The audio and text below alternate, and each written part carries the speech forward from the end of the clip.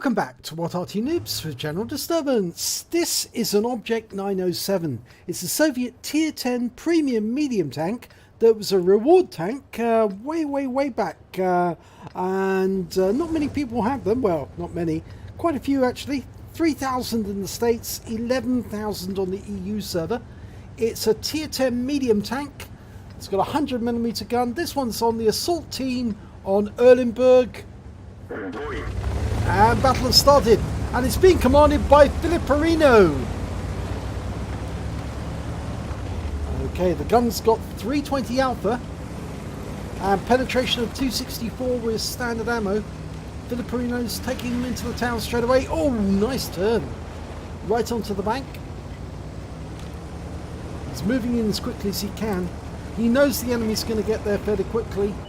Yep, they are. There's Carnarvon and an IS-3 moving in. Now, can you get into a position to shoot at them when they cross towards the castle? Yes! Oh, but he does get a hit. And go for the IS-3. Yes, 330. Nice shot. That's a high roll. Can he get the Carnarvon? No. Well, he tracks him. I don't think the Carnarvon can see him. And he's hit him again. No, the Carnarvon turns his gun in this direction. But he can't actually see him. Oh, he does now. And he's down the game. Beautiful. Right, now. Can he see anything through there? No. Not yet. Oh, now he can. Type 5 Heavy turning up. He's using the rubble to raise the vehicle and gets a critical hit. I think that must have hit the viewports. Backing up a little. No, can't get fire around there. He's rocking it backwards and forwards. I think he's enticing one of them to come down this end. Again, backing up to see if he can get a shot through the gap. No, that window is just too high and the tank's too low. Now, it's a reward tank for the top players on the EU server and the NA server during the 3rd, 4th and 5th clan wars. No target yet. The Type 5 has not come around the corner. It's backed away. Oh, now there is an ISM. And it looks like he got around into him, but I don't think he did any damage. That one did. 319 went through the side.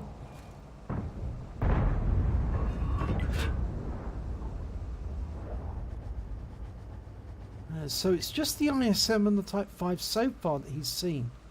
And from this position, with his tracks raised slightly on one side, or as he knows, turned actually front to face it. Now, E75 this side, can he get shots? No. No. It's moving up. The only worry is the IS-3s. Do a quick look just to see that the third person goes through the gap. Any on this side? No. But around that corner might be the enemy. Oh, there's the ISM. Nice round. 279, but it's a low roll. He bounces around through the tracks, goes for another shot and fails. And we've got a CDC the other side of the river, and oh, failed to get it through. Pulling back to avoid any counterfire. CDC, one through the turret. 326, high roll. Going for another shot, bounces around. Gets one through the side of the cheeks. That's incredible. And the CDC's out the game. Nice play. Oh, took around the ISM, was waiting for him and planted that one into him. Can he get a return shot through the gap? No. Pulls back a little bit. No, couldn't get it through. It's at the wrong angle. It's going to bounce. Can he get through the cheeks? Yes, he does. 355. That's a high roll. Can he get another shot? The ISM's waiting. And yes, he does. Takes the ISM out of the game. Blocks the damage in return. Here comes the Type 5. And he misses the derp. That's good. Okay, goes for the tracks. And he does get them. Now he can get behind the Type 5 and drill his ass. One into the side. He's repaired his tracks. This is where he bullies him. Staying below his gun depression, he can just keep here and keep firing into him until he's dead. Oh, he took one from the E75 across the river. But he's trying to stay alongside. Yep, it works. He kills the Type 5, gets the high caliber. Pushing forward. There's an E75 up ahead. An Object 140 over on his right. And here's the E75. Side on. Yep. Gets around through, but it's a low roll. Or is it a high roll? Low roll. Goes to E75 again. Fails on that occasion. I think I didn't get through. Goes again. This time he gets it. And it's a high roll. Going for the lower plate. And he gets it again. But this is another low roll. Needs to get that lower plate. Yep. 365. He's backing away now. He needs to keep aiming at the lower plate. 345. A high roll. Next one is a one shot now. Can he get it in? And yes, he does. Kills him, but the Object 140 is now playing with him from the other side. Fires a round out, but unfortunately he's taken too much damage from that 140. He's now down to just 10 hit points. He can't take another hit. It will be terminal. Trying to get a shot. The 140 can't see him now. If he does fire though, the 140 will see him. Now remember, this is an assault battle. So the cap's on the other side of the river. And there's the 263. Can he get shots? He was seen. He does get a shot in. There's the strib. Oh, he was so lucky. The strib was preoccupied. Turning to face him, he pulls back. He gets one into the strib. And the strib's killed. So, is he still sighted? Well, we don't know. He's going to try and cross the river. Going across the bridge now. T-28 prototype up ahead. Needs to get into cover. He can get into the cap and stay in cover behind the ridge lines. But instead he's actually taking a high position to go after the Arty. One into the 261. That's kill shot. 212. Can he get the T-28? T-28 looking this way. Does get a hit. I think he tracks him. T-28's taken out the game. There's only one left.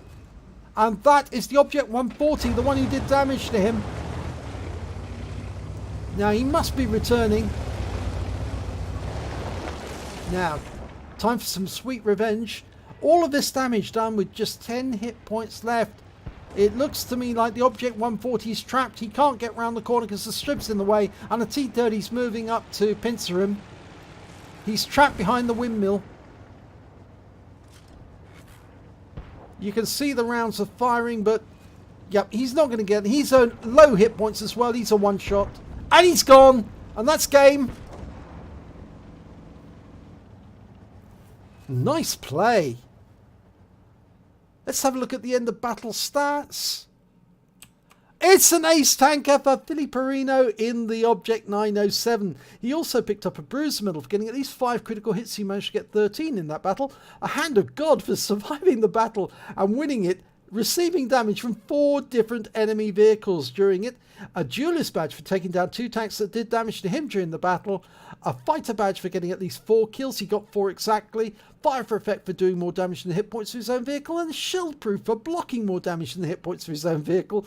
Here's the epic medals. He got a Confederate for hitting more of the enemy than anyone else on his team. He then picked up a steel wall for receiving at least 11 hits of a potential damage of at least 1,000 hit points and surviving the battle. And he also picked up a high caliber for dealing the most damage in the battle.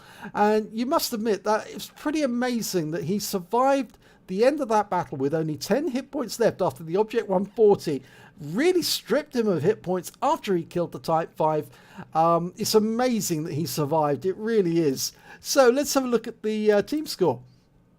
Well, just look at that. Over 7k damage. 7,776 hit points of damage. No one comes near him. The best that the other team could do was their Object 140, the troublesome one who did do that damage to him. 3,393 hit points. And then the next highest score was the Object 263 with 2,393. When it came to kills, again, no one came near him. He had double the score of the next highest scoring player on either team. The Object 140 who had 2, and the Object 705A, T30 and Rheinmetall Borsig all had 2 kills apiece, whilst Philly Perino came out with 4 in that battle. He also managed to get 1,410 base XP in that battle. Again, much higher than the others, more than double the next highest score, 601, and the T30 with 639. Oh no, it wasn't actually more than double. I'm looking at it wrong. The next highest score was the Emil with 925 and the T49 with 845. I do beg your pardon. And then we had the Rheinmetall Borsig with 702. So it wasn't more than double, but it was certainly substantially more than them. So let's have a look at the detail report. Well, he fired 37 rounds during that battle. He got 33 direct hits and 25 penetrations. He did damage of 7,776 hit points, of which 1,311 were at more than 300 meters. He received 12 hits from the enemy. 4 of them were penetrations, 8 were non-penetrations, and most of those actually went into the tracks. He blocked damage of 2,540 hit points. He spotted 4 enemy vehicles, damaged 10 of the enemy, killed 4 of them, and did damage assistance of 1,927 hit points. He also managed to get 63 capture points whilst he was capping just before the Object 140 was killed. On a standard account, he earned 72,481 credits. He received a personal missions payout of 10,200, and he got compensation for damage caused by allies. He must have received a shot from one of his teammates for 5,980 credits, bringing up a grand total of 88,661. But here comes the kicker. After the repair of damage to his vehicle, 26,590, the resupply of ammunition, he did use a lot of premium, 103,600, and the consumables 20,000. He actually ended up with a deficit of 61,529 credits. But you can't make an omelette unless you break eggs, and in this case it actually does pay to use premium ammo as he did in this battle. Otherwise I doubt he would have got the shells through the lower plates of some of those tanks, and it would have made the battle very, very one-sided. So, base XP 1,410, personal missions payout 183, premium vehicle tier 71 XP, bringing up a total of 1,664 experience points altogether. So, particularly good battle, 7.7k damage, 1.4k base XP. Yeah, I mean, it's really good, and you'll be hard pressed to find 907 drivers who can match that, especially ending up on just 10 hit points and surviving to win, even doing damage and killing other tanks in the process. So congratulations, Filiperino. That was a really good battle. I really enjoyed it. If you enjoyed it, please give it a like and do subscribe to our channel, and hopefully it'll be your replay that I'll be featuring in the next video.